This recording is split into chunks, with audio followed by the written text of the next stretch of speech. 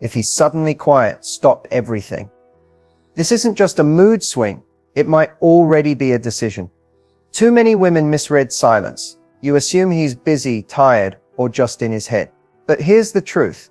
When a man goes quiet without reason, it's not an accident, it's intentional. Silence, for many men, isn't a pause, it's a conclusion.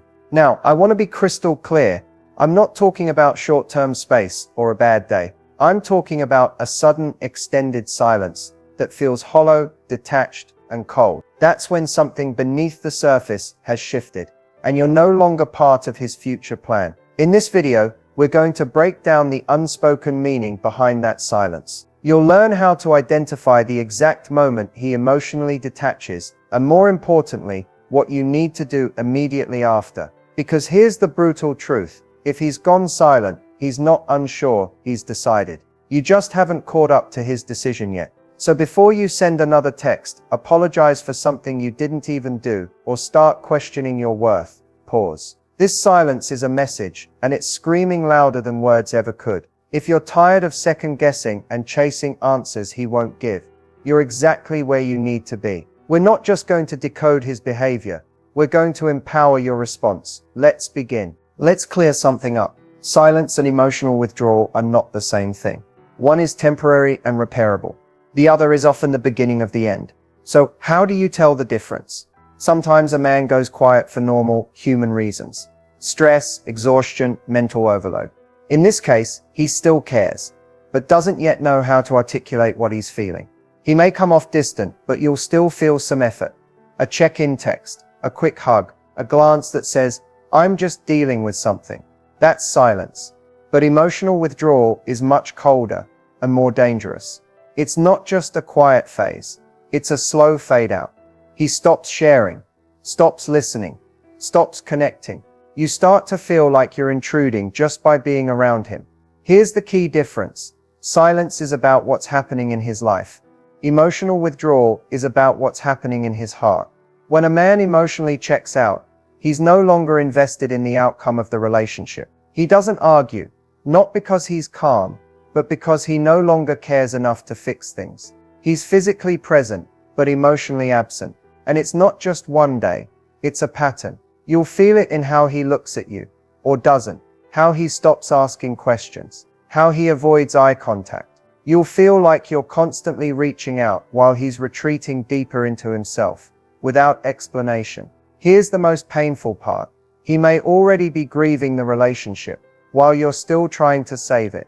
And if you don't know this difference early on, you risk staying too long, hoping too hard, and blaming yourself for something that isn't yours to fix. So what should you do? First, stop filling in the silence with excuses. Don't rationalize distance that's becoming routine. And most importantly, don't beg for clarity. Observe his behavior. It is the clarity. Coming up next, we're going to dive into the unmistakable signs that he's already made a decision about you, and just hasn't said it out loud yet. Don't miss this, because recognizing these signs can save you months of confusion, heartbreak, and emotional self-blame. You may not get a clear statement like, "I'm done," but if you look closely, you'll see it in his behavior. He's already made a decision. He just hasn't said it out loud. Maybe because he doesn't want to hurt you. Maybe because he's avoiding guilt. Or maybe because he's just waiting for you to end it, so he doesn't have to. One of the first signs is when his effort suddenly drops. The man who used to call, make plans, and show up consistently now barely checks in. He's not just busy, he's uninterested. His attention has shifted, and so has his energy. Then the conversations start to feel hollow. Where there used to be laughter, deep talks, and real engagement, now it's just dry, short replies. You try to spark something, and it feels like talking to a wall. He's not responding, he's tolerating. Another major sign, the future disappears from his vocabulary. He no longer says we when talking about what's ahead. No mention of plans next month. No enthusiasm about holidays or birthdays. It's like you've been erased from the timeline. And then there's the physical side. It's not just that intimacy fades. It's that when it happens, it feels disconnected. He used to kiss you like he meant it. Now it feels like obligation, or worse, avoidance. But maybe the biggest red flag of all, is when you start to feel like you're carrying the relationship alone. You're the one initiating everything. You're explaining yourself constantly. You're fighting for connection that he's not even trying to revive. That imbalance, that silence on his end, that's the sound of someone who's already stepped back, mentally, emotionally, and maybe even spiritually. If you're asking yourself whether he's still in this, chances are he's not. Men don't always exit loudly. Some just stop showing up, little by little, until there's nothing left but your effort and their absence. Coming up, we'll break down why they pull away in the first place, and what their silence says about what's happening inside their head. Let's talk about what's really going on in his mind when he starts pulling away. Because when a man changes, when he shifts from warm to cold, from present to distant, there's almost always something happening beneath the surface, even if he doesn't know how to explain it. The truth is, men often pull away before they understand why they're doing it. It's not always calculated. Sometimes it's instinct. Emotional discomfort hits, and instead of leaning in, they retreat. Not because they're bad people, but because for many men, silence feels safer than honesty. Distance feels easier than confrontation. When a man starts to emotionally disconnect, it's often because something inside him feels uncertain about the relationship, about his life, about himself. But instead of saying, "I'm struggling," or "I don't know how to feel right now," he just shuts down. He creates space where communication used to be. He pulls away not necessarily to hurt you, but to protect his own sense of control. And here's what makes it so confusing. During this pullback phase, he might still do just enough to keep you hanging on. A quick reply, a half-hearted compliment, a random "miss you." But these are breadcrumbs, not commitment. Sometimes he's afraid of losing you. Other times he's already halfway out, but doesn't have the courage to be direct. So he slowly rewrites the emotional story until you start to question whether you're asking for too much. But you're not. You're just sensing the shift his actions are already revealing. The pullback isn't always about you, but the way it plays out does affect you. And if you're not careful, it'll make you overfunction. You'll try harder, love harder, fix more, while he's doing less and less. And before you know it, you're performing for a version of him that no longer exists. The psychology behind pulling away is layered. But one thing is always true. When someone starts to disappear emotionally, the worst thing you can do is chase them deeper into their silence. Up next, we're breaking down how to respond. Not with fear, not with desperation, but with power. One of the most frustrating, anxiety-inducing situations in any relationship is when a man pulls back and you're left wondering, is he testing me? Or is he slowly walking away? It's hard to tell, because from the outside, both can look exactly the same. He gets quiet, he stops texting first, he becomes vague, less affectionate, less engaged. But here's the truth. Most people don't talk about, men do test women.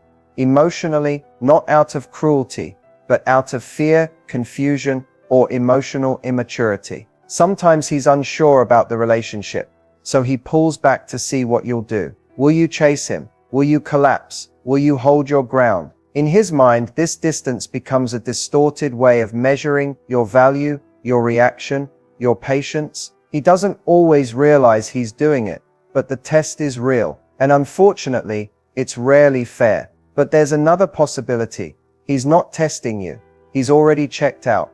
The difference lies in intention. When he's testing you, he still wants to feel desired. He wants reassurance that you care. So while he may withdraw, he usually leaves little cracks open. A late night hey, a half-hearted emoji, a breadcrumb of effort, just enough to keep you emotionally invested. It's inconsistent, confusing, and it keeps you hooked. But when he's ending it, truly ending it, there's a coldness. The cracks close, the energy changes. There's no warmth behind the words, if he even bothers to say anything at all. He stops asking how you are. He stops noticing when you're hurting. He stops seeing you. The most dangerous part, many women get stuck waiting, hoping silence means a test, not an ending. They think, maybe if I just prove I'm worth it, he'll come back. So they give more, try harder, tolerate less and less, all to pass a test that isn't even theirs to take. So how do you know which one it is? Pay attention to consistency. If he pulls away, but still circles back with mixed signals, he may be testing your boundaries. But if he's gone emotionally and mentally, for days, weeks, with no effort, that's not a test. That's emotional closure in real time. And here's what you need to remember. You don't have to play either role. You don't have to prove anything. You don't need to pass tests or tolerate slow fades, because a man who's truly invested in you won't risk losing you just to see how far he can push you. So whether it's a test or a goodbye, your response should be the same. Stand in your worth. Don't beg. Don't chase. Let his silence speak, and answer with your distance. Coming up next, we'll talk about how to respond with confidence, even when you're unsure, even when it hurts, even when the silence feels personal, because that's when your power begins. When a man pulls away, when he goes quiet, when he starts acting like you don't matter the way you used to, your first instinct might be to fix it. Reach out, ask what's wrong, try harder, but I want to give you something stronger than reaction. Confidence. Responding with confidence doesn't mean pretending you don't care. It means remembering that your value isn't tied to how someone else is currently treating you. It's knowing that silence doesn't always deserve a response, especially when it's coming from someone who has already stopped choosing you consistently. Here's where most people get it wrong. They think confidence means being cold, cutting someone off, going full no contact just to prove a point. But confidence isn't about revenge. It's about alignment. Alignment with your standards. Alignment with your peace. So how do you respond when his energy shifts? When he stops texting? When he becomes vague? When you feel that emotional withdrawal? First, you pause. You don't panic text. You don't chase. You don't beg for clarity from someone who's already showing you who he is with his distance. Instead, you observe. You take inventory. What has his behavior shown you? Not what he said, but what he's done. If you have to beg for communication, affection, or reassurance, you already have your answer. Next, you protect your energy. That might mean pulling your attention back. It might mean taking space without making an announcement. You don't have to dramatically declare your boundaries to someone who's already ignoring them. You just need to enforce them. Quietly, consistently. Confidence is calm. It's being okay with not knowing exactly what's happening, because you trust yourself to handle whatever truth comes next. It's not sitting around waiting for someone to remember your worth.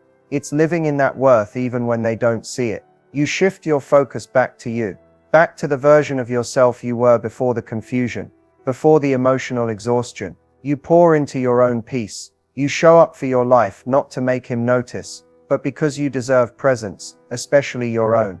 And here's the truth. When you stop reacting emotionally to someone else's inconsistency, you become magnetic. Not because you're trying to win them back, but because you've realigned with the strongest version of yourself, the version that doesn't chase confusion, doesn't tolerate breadcrumbs, and doesn't stay where she's being slowly erased. Confidence isn't loud. It doesn't always look like a grand exit or a perfect comeback. Sometimes it's just you, choosing to walk away from uncertainty with quiet strength, knowing that the right connection will never make you question your value. Coming up next, we'll talk about the cost of chasing, and how protecting your energy might be the closure you never knew you needed. Chasing someone who's pulling away is one of the most exhausting, soul-draining things you can do, because every time you reach out and get silence, every time you try to fix what they won't even talk about, a little piece of your energy goes with it. And here's what you need to understand. The more you chase, the less they respect, the less they invest, and the more they drift. So let's get real. When someone starts pulling away from you, emotionally, physically, or mentally, that is not your cue to sprint after them. It's your signal to stand still, breathe, and get clear about what you need. Because chasing doesn't bring someone back.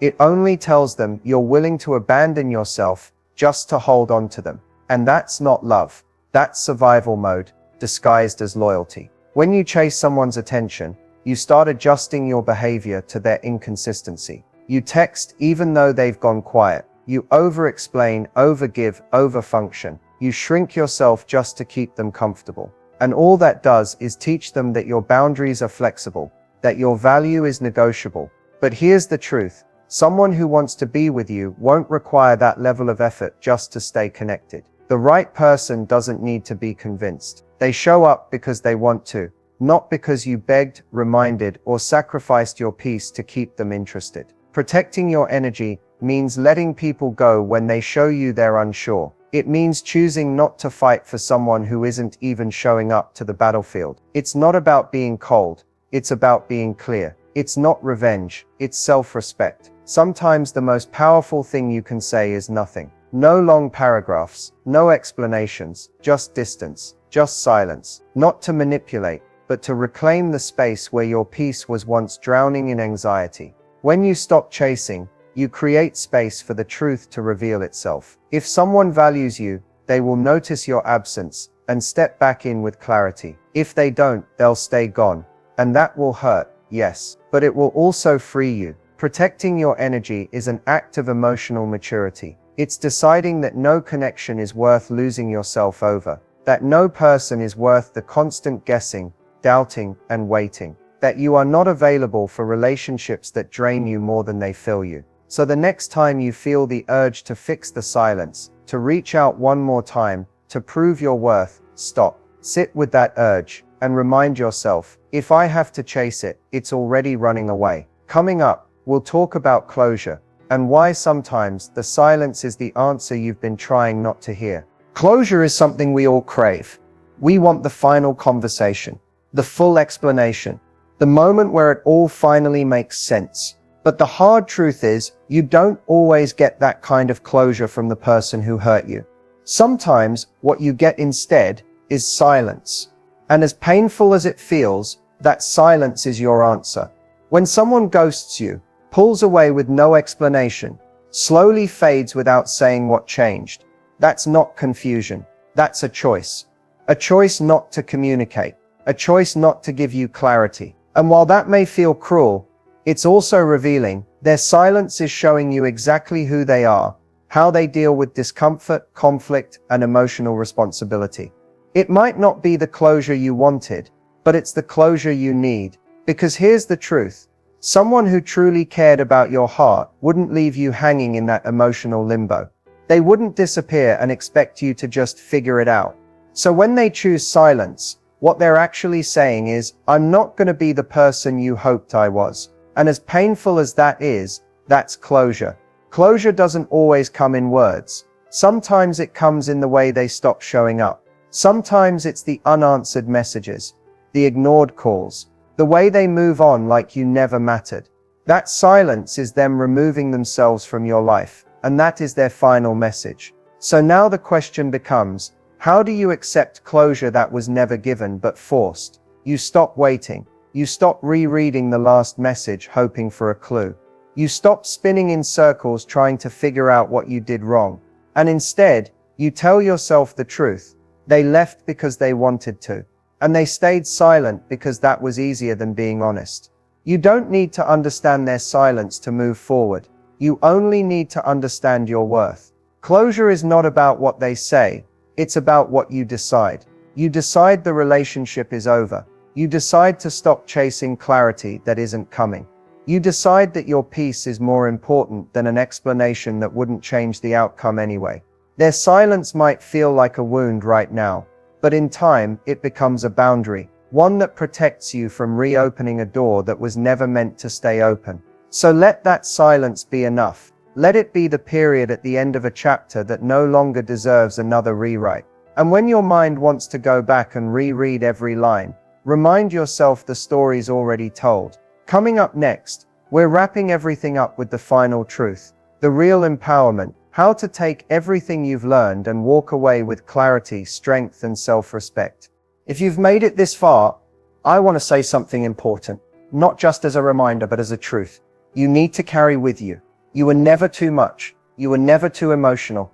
You were never asking for too much love, too much clarity, or too much effort. You were just asking the wrong person. The silence, the distance, the shift, it wasn't your fault. You didn't break something by loving fully. You didn't cause someone to pull away by being real. The truth is, some people don't know how to receive love in the form you offer it, and others simply aren't meant to walk the full path with you. Just a chapter. And when their part in your story is done, the silence is their exit. This journey, from confusion to realization, from overthinking to clarity, is painful but necessary. Because every time someone pulls away, every time someone makes a quiet decision about you without saying it to your face, you get the opportunity to make an even louder decision about yourself. You get to choose to stop explaining yourself to people who've stopped listening. You get to choose your own peace over their mixed signals. You get to choose the path forward, one where you're not begging to be seen, but simply walking in your truth, with your head held high. What's next for you isn't about revenge, bitterness, or becoming unbothered. It's about becoming unavailable. Unavailable for people who make you question your worth, who communicate through silence, who punish you with distance, and then expect access to your heart again when it's convenient. Let this be the moment you stop fighting for clarity from someone who already gave you your answer through inaction. Let this be the moment you stop chasing love in places where love has stopped living. The strongest thing you can do right now is move on without closure, heal without apology, and grow without permission. You deserve reciprocity. You deserve effort without asking. You deserve presence without pressure. You deserve someone whose love feels safe, clear, consistent, not like a guessing game that leaves you exhausted. So take a breath, let it go, not because it didn't matter, but because you do. More than the text he never sent, more than the calls he stopped making, more than the version of love he wasn't able to give. This isn't the end of your story. This is the turning point. You're not broken. You're waking up. You're not losing someone. You're reclaiming yourself. Thank you for watching. And if this spoke to something deep in you, don't forget to share it with someone who needs this reminder too. Your silence now will be different. Not confusion, but clarity. Not pain, but peace.